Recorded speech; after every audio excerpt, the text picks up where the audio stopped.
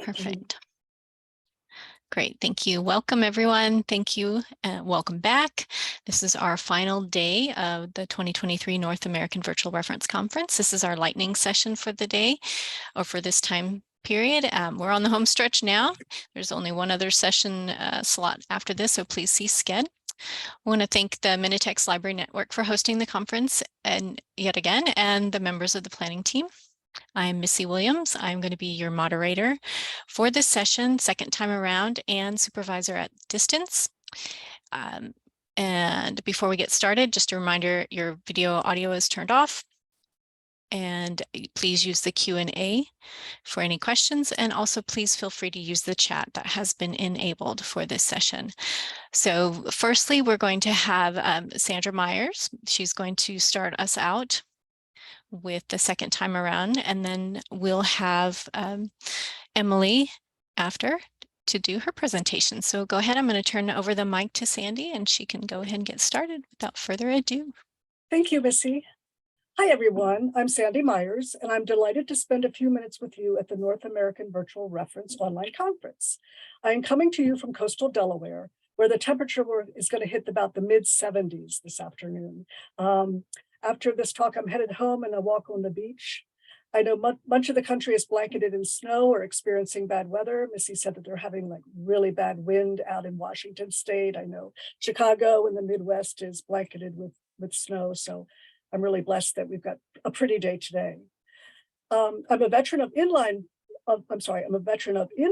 conferences, having gone to ALA and PLA in the past, and our regional Maryland, Delaware library conferences. But this is my first online conference as both a presenter and a participant. So there's a bit of a learning curve for me.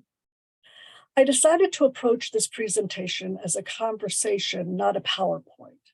I do have a couple of handouts that Carla will put in the chat that will give resources for looking for virtual jobs and a few retirement statistics. And there certainly is time for questions at the end of my presentation. So let me tell you a little bit about myself and why I felt I could offer a lightning talk on working part-time in retirement and staying in the library profession and virtual reference in particular. At first I thought, I need to cut out the personal stuff out of my talk. Nobody really wants to hear all of that. But when Michael Stevens said in his keynote on Tuesday afternoon, share your story, I thought, oh, okay, well, I guess it is cool to give, lots of background info, just so you can see how I got where I got. And speaking of Michael, I really enjoyed his stories and those dogs of his. They were just really, really cute. So let me jump into this.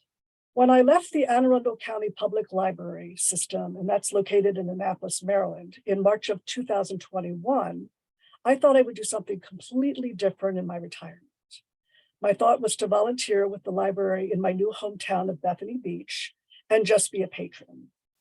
So I got myself settled for the first month or two, got my home set up, just enjoyed life, and quickly got bored. So I realized I needed to do something. And I thought, I've done libraries for 20 years. I'm going to try something different. So I took a job with an upscale gift shop just steps off the boardwalk. But I quickly found out that retail is hard. I lasted 2 weeks. I enjoyed the selling aspect of it and meeting people. But ironically, the gift shop was right next to a bookstore. And when people would come into the gift shop after visiting the bookstore, I inevitably said, oh, what'd you get? And we would talk books. And I thought, you know what? I really need to go back to libraries. So I guess you can take the librarian out of the library, but not the library out of the library. So I hurried back to libraries. It's what I know best, and it's my comfort level. I was hired as the part-time adult programming librarian at the Frankford Public Library in Frankford, Delaware, which is a very small town about 8 miles west of Bethany Beach, Delaware. At just 18 hours, it was the perfect part-time job. About a year into the job, I was asked if I wanted to work on Ask a Librarian Delaware, the online text and email service. I was thrilled to be back doing reference work. And I was recently appointed the virtual reference service specialist on the Ask a Librarian Delaware platform. And I have just recently picked up 15 hours as the assistant to Missy Williams, who just introduced me as the moderator of this program.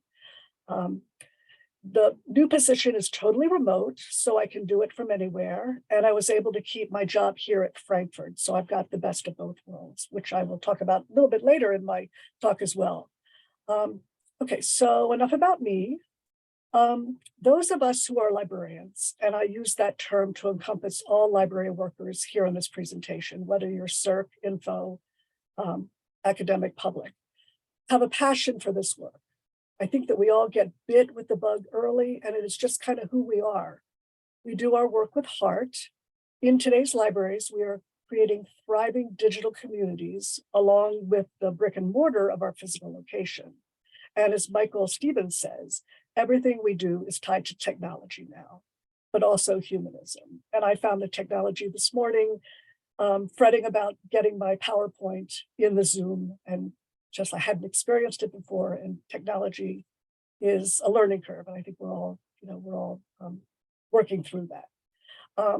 As I was listening to Michael's talk, I thought how this basic tenet of how bringing our heart to our jobs leads to compassionate service, and why so many librarians, once they retire full-time from the profession, find themselves back in it on a part-time basis, be it in person or virtual. It takes a certain type of person to do the work we do. And I'm willing to bet most of us have those soft skills that Michael talked about on Tuesday in his keynote. Creativity, empathy, confidence, curiosity, compassion, and character. When we're all working on a patron question, we need to be curious.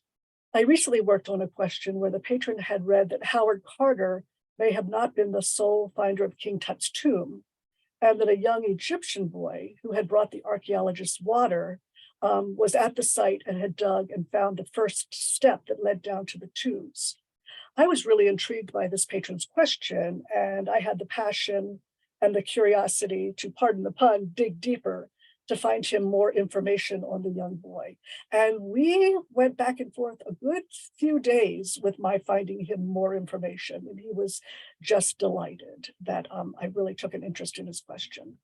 And I think he's going to end up writing a book on it. So when we are behind the computer screen answering chat, text, and email questions, we're not bots, but we're real live people. I can't begin to tell you the number of times people say, "Oh, you're a real person." And I'm like, yeah, I am.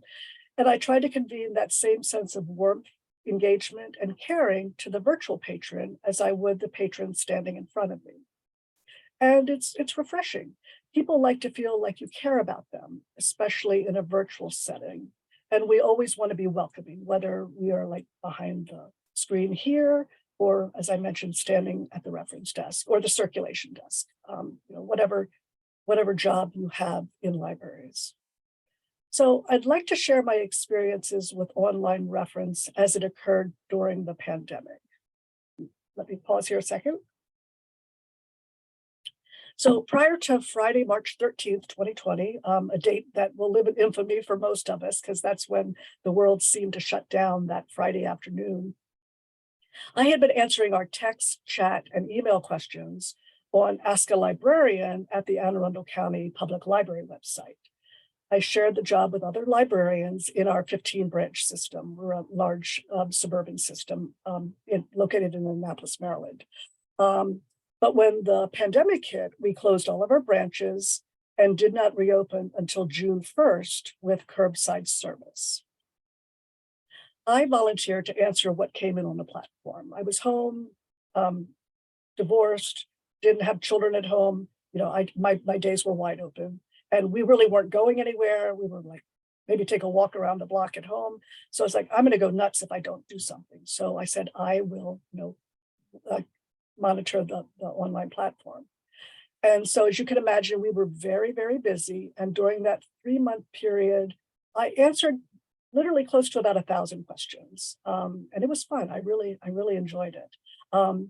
Occasionally, our marketing department would drop an email to our very large patron base with some notification, wouldn't let us know that they had dropped it. And then I'd be slammed with emails and texts about it.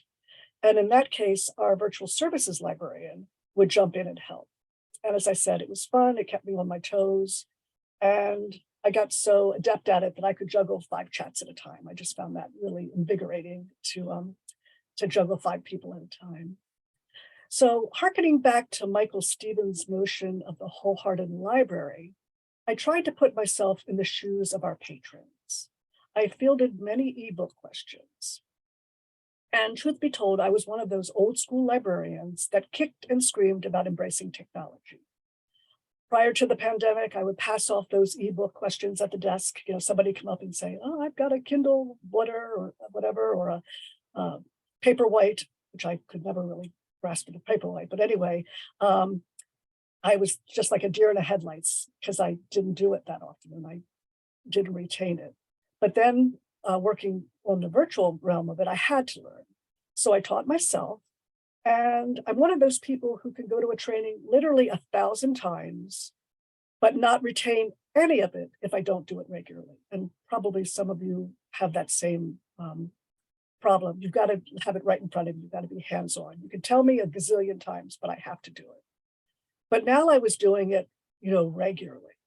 And it wasn't nearly as hard as I had led myself to believe. And of course, practice makes perfect. So the more I did it, the more proficient I became. And during that time working on the platform, I found myself being available to my patrons basically morning through evening. Now, lest you think I sat in front of my computer from 8:30 in the morning till 8:30 at night, I did not. But I would check it, periodically in that 12-hour period. Because my thought was, if a patron wrote in at 7:30 on a Friday night, and they needed their library card number so they could access Canopy to watch a movie, I wanted to be able to give them their library card then and there, or within a few, maybe a half hour or so they could queue up Canopy and enjoy their Friday night. And I can remember so many thankful patrons saying, "Wow, I didn't expect you to answer." So there's that extra step that we librarians provide with heart, as Michael stated. But at the same time, and he mentioned this too, we want to remember with virtual reference that things can wait. There are no library emergencies, although sometimes I think our directors seem to think that, we have to be all things to all people and open, in snowstorms, but, nobody's going to die if the library is not open. So while it's nice to answer a question in real time or more rapidly, a question can sit over the weekend. I like to think that virtual reference is a marathon, not a sprint. And it's an ever-ending queue of questions. You might get your queue completely answered, and then never fear, 20 more will pop up. But that's the fun part of my I think. So thinking back, if you wanted to use the library during the first months of the pandemic, it was most likely a virtual experience. I know my library system had put on hold buying physical copies of books, if you could even get them, because the supply chain, publishers weren't publishing them. They weren't getting them out, trucked to the warehouses. But at least in our system, we were buying ebooks like mad. So patrons that had never, ever thought of reading an ebook, all of a sudden were clamoring for ebooks and information on how to set up a Libby account or whatever platform they were choosing. So I found Libby to be very user-friendly and easy to walk patrons through. So that was the platform that I would suggest. It was easier for me to pick up the phone and walk someone through the steps than try and do it over email or chat. Plus, the personal connection was really special. Remember, this was in the early days. We were all home, and some people did not have friends or family to share these long days with. So, though meeting the patrons' informational needs is always key, addressing their emotional concerns is important too. And I found during that time, when I was chatting with a patron, we might extend the conversation a little bit, like, "How are you dealing with this?" Or are you well? And I would always end my chat conversations or my email correspondence with "Stay safe." We just kind of connected with each other, and I thought that was, really a kind of a nice thing that came out of the pandemic. And we still find this today in the virtual reference realm, those who are just looking for a connection. So when we're doing virtual reference, take that extra time maybe to say, hey, how are you? If it's appropriate. You can kind of gauge whether the person is all business, just wants their answer and bounce out, or, if you might engage a little bit. And from my experience, virtual reference has just taken off. It hasn't abated now that the pandemic is winding down. So now I'm going to focus the rest of my talk on how you can parlay your years of experience at the reference desk to a part-time job in retirement. For those of you who are years away, just file this away for future reference. Okay, so how do you find a job in retirement? First couple of things: network online, create a professional online presence, update or launch your work-specific accounts on social media. So have just an online account for LinkedIn, Instagram, whatever your social media of choice is. And then create an age-proof resume. Ageism is sadly still kind of an issue today. So you want to highlight your experiences without referencing your age. Keep it short. You don't want to have a 2-3 page resume. We never want to have that anyway. But you, since you're retired, you want to keep it shorter than you would if you were looking for a full-time job. With a career highlights section. So pick out those things over the course of your career that really stand out and have that up at the top. And then get rid of graduation dates and other references that may give away your age. Just keep it. I graduated from Washington College. I did this at this time, but don't date yourself.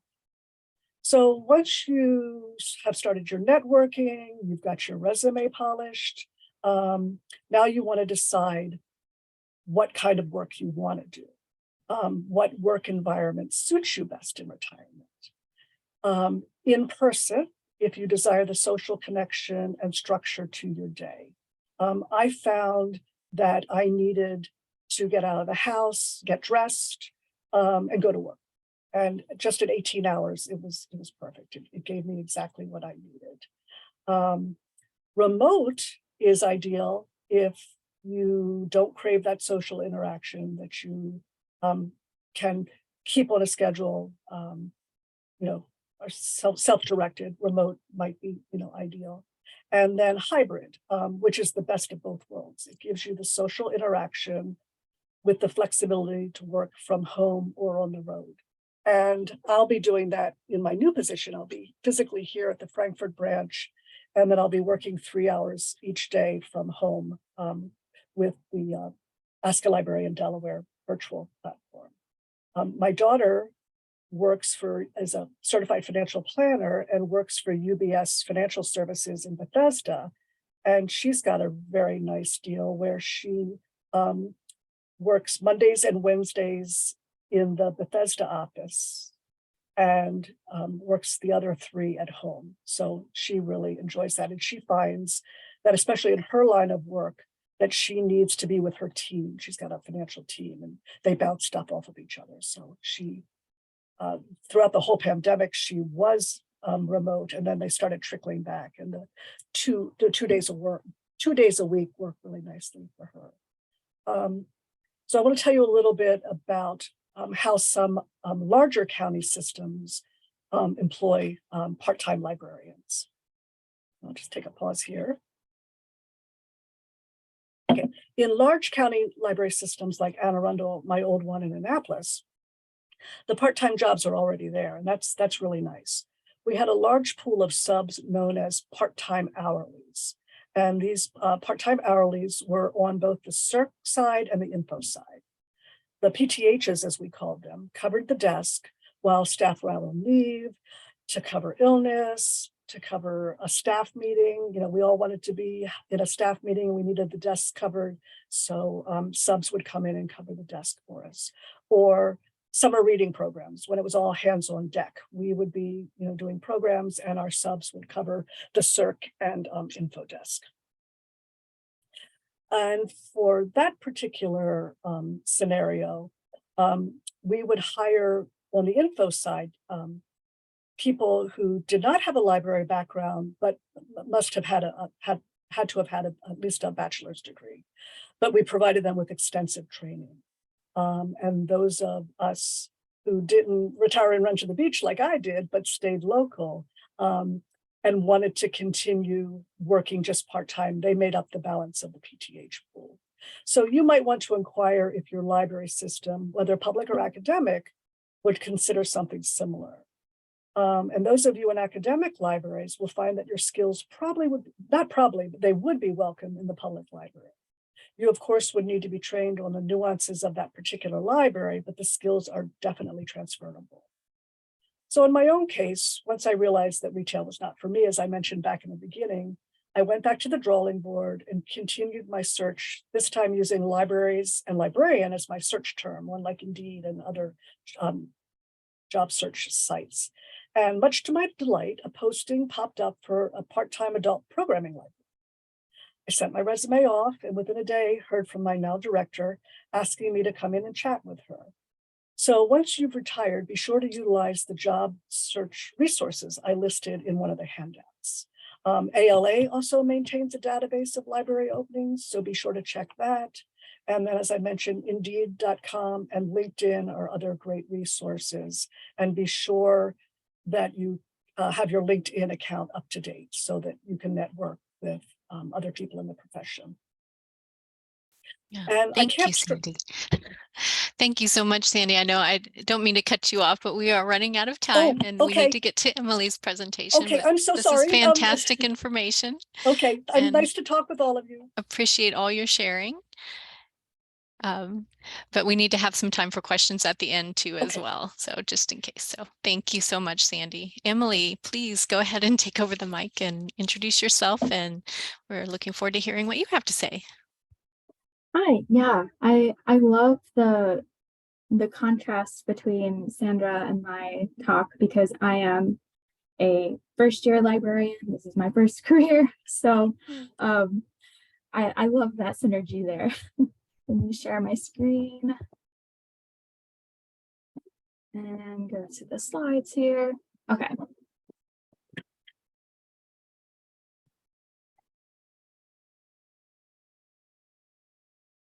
Sorry, I had to move Zoom things around. I'm sure you all have experienced that before. Okay, so hi, yeah, my name is Emily Zerrenner. I'm a research and instructional services librarian at Salisbury University. I'm within my first year of librarianship, like I said, having graduated last May with my master's. Up until this point, I have always been a student worker or a page while working in libraries.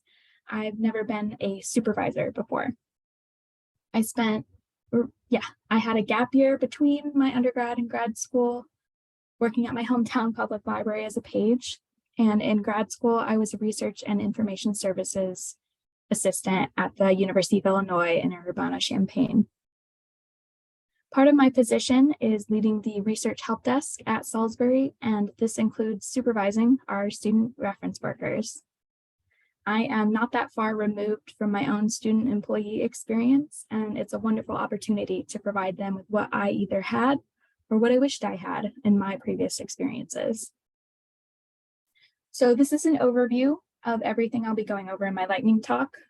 I'll situate us with Salisbury's, my student workers context, and then talk about our current initiatives, as well as my future hopes and plans. So Salisbury is a comprehensive regional public university. As of this semester, we have about 7,100 students enrolled. We're down a little bit in enrollment, like a lot of institutions are. We have some graduate programs in areas like nursing, social work, and education. And Salisbury is part of the USMAI, so the University System of Maryland and affiliated institutions. In the background of this slide is the library itself, the Guerreri Academic Commons, which was built in 2016. In addition to library faculty and staff, we have a writing center, tutoring center, and our NAB research center focused on Delmarva and the SU archives. So where us librarians and the students work is a desk on the first floor near the cafe. I am part of a team of 6 RIS librarians, And in addition to our subject areas, we each have an area of focus. So mine is running the research help desk, while others focus on social media, instruction, or OER as some examples. My responsibilities regarding the research help desk are varied. I hire and train 4 to 5 student workers in any given semester, in addition to scheduling the desk for the entire semester and on breaks. I serve on our library's user services and outreach team, which gathers folks from a variety of departments so that we can coordinate and streamline our user initiatives. I'm also the point person for our library help chat. So I review transactions, which is where we record. One initiative I've started since being here is chat transact, where I pick an exceptional example of chat service to recognize my team's great work and perhaps highlight an answer to a question that we've been getting a lot. I send out an email both with the transcript and reasons why it's exceptional. Although I haven't been through an annual report cycle yet, since ours is at the end of the school year, I will be using Gimlet data to set and justify the desk's hours next year. And again, because I haven't been at Salisbury for a full year, I have mostly been following previous documentation regarding the research help desk. New implemented elements include that chat transcript of the month and a lot more regular feedback than they had before for my student workers, which I'll get into a little bit later in this presentation. Out of my 5 student workers right now, I personally hired one of them. So this is a time of transition for the desk, and I'm really excited for what's to come. But my focus is giving my student workers a useful and supportive place to grow professionally. So our student workers usually work about 8 to 12 hours a week, usually in 2 to 3 hour increments. There are a few instances of 4 and 5 hours in which they're given a 15-minute paid break. Like most student workers, I work around their crazy student schedules. They typically staff the desk in the evenings and on Sundays, but I do have one working Thursday mornings so that us RAS librarians can have a department meeting, for example. We no longer have research help desk hours on Saturday, as the person before me used Gimlet data to justify eliminating those. My students are by themselves technically on the research help desk, but it is directly connected to our circulation desk. So they have a student worker and a staff member to lean on if they have any questions about anything, or we refer over to circulation a lot as well. We use Slack for team communication. So I have a channel for me and the RAS students, and they're also in other relevant channels such as circulation announcements and technology updates. I ask them to react to my messages so that I know they've been read if it doesn't require a reply, and it usually doesn't. Currently, my students are in biology, pre-med, nursing, geography, and social work. I and those before me do try to hire students from varying backgrounds so that we can share our collective knowledge. 2 of them are sophomores and 3 are seniors. They are eligible to keep working semester to semester as long as their performance remains satisfactory. One of the students I have right now also works with my colleagues in access services at the circulation desk. So she only has 1 2-hour research help desk shift. This is a holdover from the previous person who was in this position. So it's nice to have someone on both sides per se, but I don't foresee this being something I continue unless I need to fill a certain shift in a certain semester. Currently, their training material is a LibGuide about working on the desk, in addition to reading through chat transcripts and Gimlet logs during their shift. That guide is jam-packed with everything they might need to know. And from my experience supervising so far, we need to have some ongoing training to check their knowledge as we go along. I know the LibGuide is wordy as is, which you can see here. These are all the sections it has. So of course I want it to have everything they could possibly need and to serve as a sort of manual. but having to use the Control F function to find an answer on a page is not exactly ideal. It's fair to ask them to read and review the guide, of course, but this semester I would really like, or this summer rather, I'd like to create quizzes or something of the sort for them to complete on desk. A key part of their training on the reference desk is getting them comfortable with not knowing the exact answer. I find this a lot in the students I'm working with more generally. They either don't want to click around or explore, or they're really anxious about needing the right answer. So I try to make this really clear with my students. I'm a lot more interested in you being able to find the answers or contact someone else if answers aren't available. This adaptability and independence is key in any sort of career, and they all know how to perform basic research tasks too, like finding books, journal articles, or teaching someone more generally how to research. On this slide, I have the current feedback strategies for my student workers.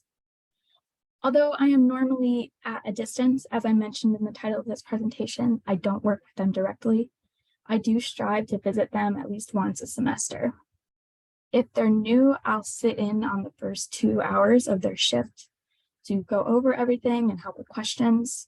And this does require me to have some late hours occasionally, but thankfully I have flex time as a librarian, so I can either leave early or come in late another day. I check in physically to see not only how they're doing on the desk, but them as people. One really big thing I push with my student workers is just to communicate with me. If they're feeling particularly stressed or the hours they work aren't working, we'll find a solution together. As their supervisor, I am not someone for them to be afraid of. I'm someone who is actively invested in making sure that they succeed, not only at the desk, but also as students at Salisbury. I check our chat transcripts and Gimlet logs daily, as I mentioned, usually first thing in the morning. If I notice anything amiss, whether that's an incorrect answer or there was a long time before a chat was picked up, for example, I will email students with feedback. If it's something that applies to everyone more generally on chat, I'll send that out to everyone. They know to expect this, and it isn't meant to be a bad thing. If they get one of these emails from me, I just want them to do better for next time. And inevitably, they always do. They get more formalized feedback once a semester as well, a week or two before finals. I solicit feedback on their performance from Access service workers, and to clarify, not student workers, but staff members, since they often work with them more than I do. I use the same rubric that my fellow student supervisors in circulation and the Maker Lab do with their students, which is on my next slide here. We have 8 total categories that they are evaluated on, and on a separate page in this same document, a list of items related to each category. So professionalism, for example, has a line about being on time for your shifts. I highlight or underline items that I've observed about their performance, and they receive a copy of this too when we go over it in a meeting. One thing I really encourage them to do is to use those items and descriptors in their future job application materials to help articulate their work at the desk. If they have a needs improvement score in anything, we talk about it and make a plan to improve for the coming semester. In the fall, I only gave out one of these, and based on staff feedback and my own observations so far, they have improved. I am very flexible overall with my students, which I'm sure you've been able to see so far, but it does remain that they are the face of the library when they're working at the research help desk, so my standards are high for their work. So this is an example of a Gimlet record that I would email a student to correct. The first question listed is asking where a classroom is, which is definitely not a reference question. It has to be changed to directional in Gimlet. My guess is that they just quickly typed in each Gimlet question and forgot to change the category. The same student did both of these, so that first one is reference and the second one is not. In some of the literature on library workers I was reading, I noted that this delineation of reference versus other types of questions can be kind of difficult sometimes for students to keep in mind. And I try to ensure that all the librarian Gimlet records, so everything I'm putting in, my team puts in, are correct as a model for them to follow, and let them know if something is miscategorized. So right now, I have 2 active initiatives with my research help desk student workers.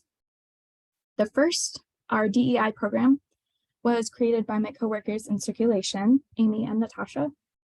They asked if I'd like to get the research help desk students involved this semester, and I thought it was a great idea.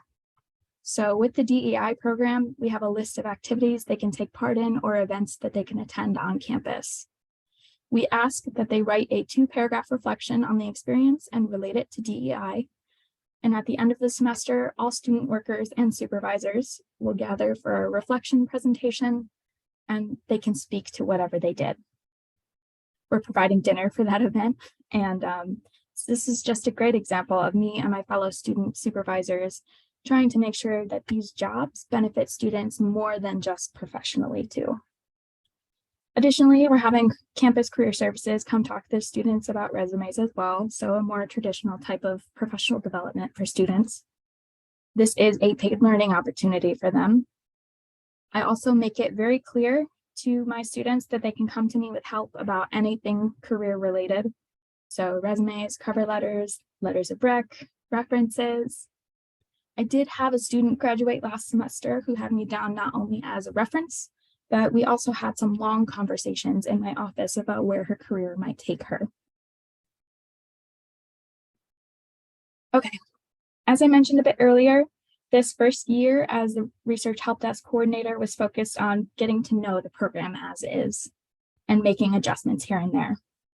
Before I made any huge changes to the research help desk, I wanted to see how it functions initially. On this slide are some of the changes that I hope to make to the student worker program specifically. So firstly, I would love to get my senior students involved in hiring. Since they're on the research help desk for hours a week, they have a good idea of what it takes. It's also a great professional experience to have. I hope that they can review applications with me, possibly ask some interview questions as well. I did this as an undergrad in both of my jobs, and it helped me immensely in better understanding job applying and interviewing in general. This summer, a big goal is to create new reference training. So the LibGuide is great and has everything that the students need, but I want to create quizzes or something of that nature to help them retain that info better or practice doing it. Additionally, we do a big student worker training in the fall that I'll be able to be more heavily involved with this year.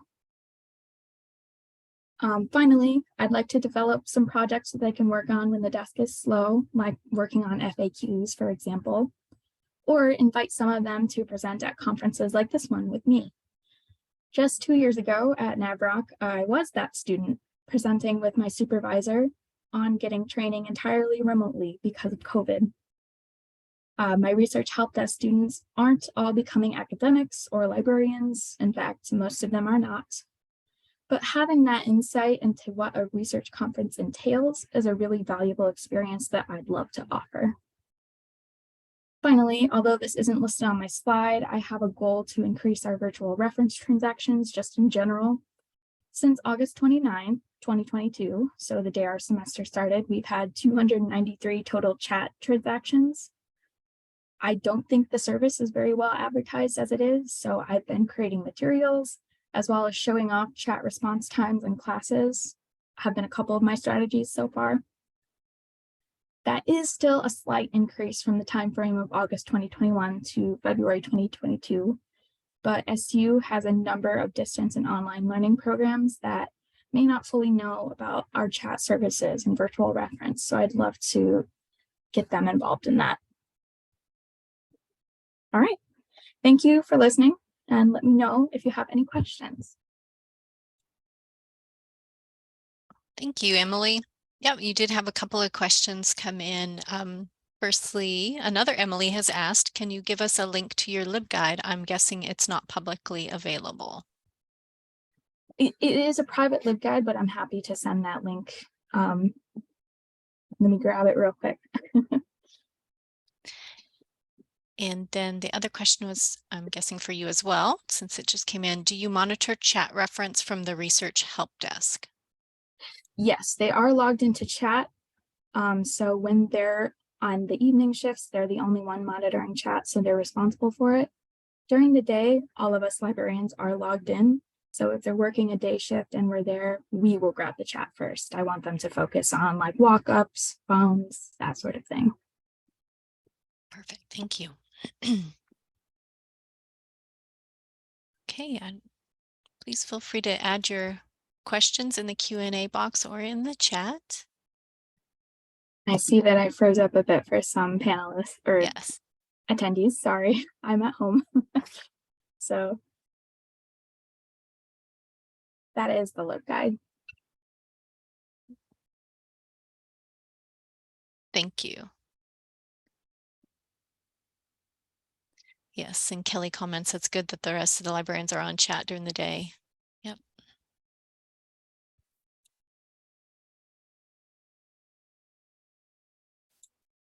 Oh, I see one from Gina. Oh, here's a couple more coming in. Is your rubric shared with GR or just used internally? HR. Yeah, HR. Sorry. It's just used internally with us at the library who have student workers. We, so me, Amy, and Chris, who runs the Maker Lab at SU Libraries, worked on that together when I first got here and used that. And this is kind of the first year that we're using it. So we're still editing as needed. Okay. All right, we'll give a moment for any other questions. And as a reminder, all the handouts for these two lightning talks are in the chat. If you joined a little bit late and don't see them as you scroll through, please let us know and we can add the links back in.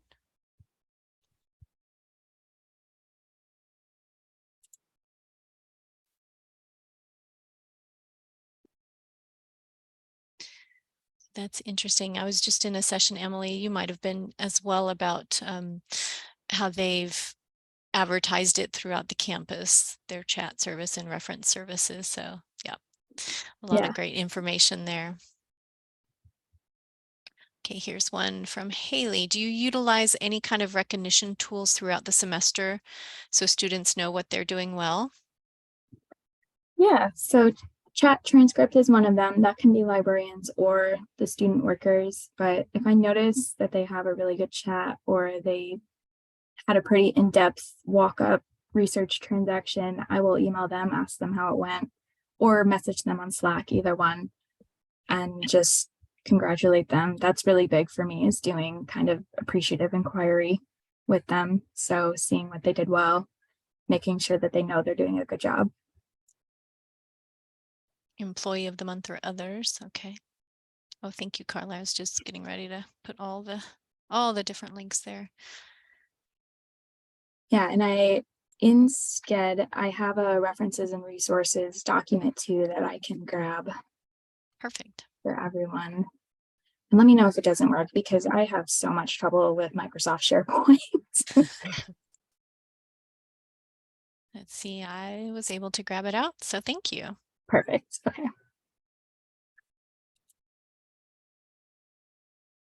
All right, we have a couple more minutes to, Sandy, did you want to add anything? I know we kind of cut you off a little bit. We had add your takeaways and Yeah. Just I resources. I was going to finish up the talk was just saying that that in today's world, I know so many in this conference are so far away from retirement, but it does kind of sneak up on you. And I loved, Emily, how you juxtaposed my end of my career and you're the beginning. That was kind of cool. I like. Yeah, I really like how that worked out. Yeah, that was just really cool. And the Maryland connection too. Yes, yeah. Because yeah. Are you from? Did you grow up in Salisbury area? Are you from? No, I'm from Michigan. Actually, I moved here for the job. But have you made it? Have you made it over to the beach yet? Oh yes. Oh, good. Yeah, because I'm maybe 45 minutes from you. Yeah. But Yeah, I'm right on the coast. I'm right on the coast. awesome. But I just wanted to, at the very end, just say, once you retire from libraries, there's so, retirement is no longer retirement's no longer a destination. It's kind of a jumping off point for lots of other activities. And just find your passion. I think those of us, as a new librarian, Emily, you'll probably find this. You're just, like I said at the beginning, you get bit with the bug, and it's just something that you just feel really passionate about. So I just appreciated the chance to give everybody something to think about down the line. Yes, for sure.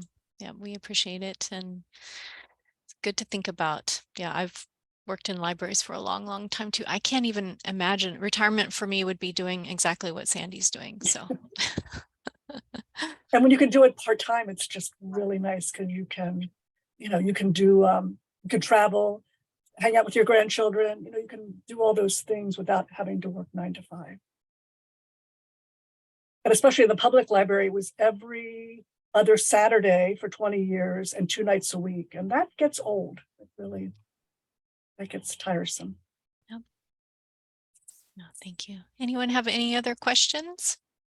We have a couple more minutes.